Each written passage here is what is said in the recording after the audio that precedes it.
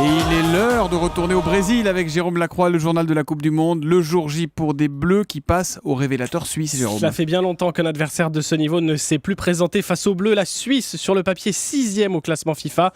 La France est 17e. C'est le premier gros morceau depuis l'Ukraine en barrage en novembre dernier.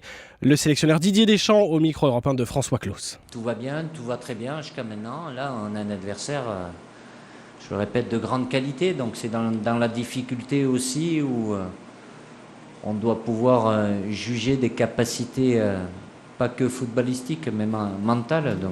Et quelle équipe ce soir à Salvador de Bahia? A priori, la même que dimanche dernier à Porto Alegre contre le Honduras. Yohan Cabaye, ménagé cette semaine en raison d'adducteurs douloureux, s'est entraîné normalement hier. En attaque, on devrait trouver Antoine Griezmann. Suisse-France, 21h. Vous le suivrez bien entendu en intégralité sur Europe 1, soirée spéciale, dès 18h30 autour de Nicolas Poincaré et à partir de 20h avec Michel Denisot et Bérangère Bonte. Bon alors Jérôme, on va commencer à faire des petits calculs, des petits comptes. Est-ce que les Bleus peuvent être qualifiés dès aujourd'hui? Alors oui, la première condition, c'est de gagner. Voilà. La nécessaire seconde, mais pas suffisante. Voilà. La seconde, c'est que le Honduras gagne ou fasse résultat nul contre l'Équateur dans l'autre match du groupe.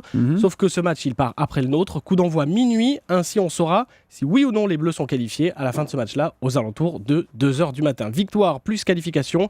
Voilà qui effacerait peut-être le passé, Thomas. On est le 20 juin, il y a 4 ans, jour pour jour, les Bleus refusaient de descendre du bus à Nice. Ah non, oublions ce bus, c'est fini. Par ailleurs, les Anglais sont au bord du précipice, Jérôme. Battu 2-1 par l'Uruguay, le bourreau des sujets de Sa Majesté Luis Suarez. Un doublé, un comble pour lui, le joueur de Liverpool anglais d'adoption.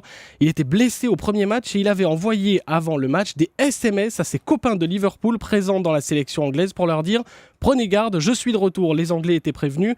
Ils ne sont toutefois... les Anglais ne sont toutefois pas encore éliminés. On le saura aux alentours de 20h à l'issue de l'autre match du groupe aujourd'hui entre l'Italie et le Costa Rica. La donne est simple, il faut que les Italiens l'emportent. L'attaquant Mario Balotelli a tweeté hier « Si on gagne et qu'on sauve les Anglais, je veux un bisou de la reine, mais sur la joue, bien sûr, a-t-il ajouté. » Évidemment. Bon alors, outre cet Uruguay-Angleterre, qu'est-ce qui s'est passé d'autre hier soir et cette nuit? Les Colombiens rejoignent les Néerlandais et les Chiliens en 8e de finale. Victoire de Buzyn contre la Côte d'Ivoire. Couplé au nul dans l'autre match du groupe 0-0 entre la Grèce et le Japon. Voilà qui envoie les Colombiens au tour suivant. Et puis on ne sait jamais, Thomas, il faut mettre toutes les forces de notre côté pour ce soir. Cette fois, on lâche sérieux. En place solide et dangereux. Qu'est-ce que c'est que ça? On sort vainqueur du groupe E. On y prend goût, on guette les bleus. Vous aurez pas les vrais Daft Punk, ça, ouais. Voilà, des Daft Punk. Parodie en guette les bleus. Verbe guetter, guette les bleus. Voilà, d'un groupe qui se présente comme les Daft Punk. Les Daft Punk. On sait jamais, ça peut être. Si ça nous porte bonheur, on les réécoutera régulièrement. Ça va pas être facile. Allez, merci Jérôme Lacroix. Europe 1, le journal de la Coupe du Monde.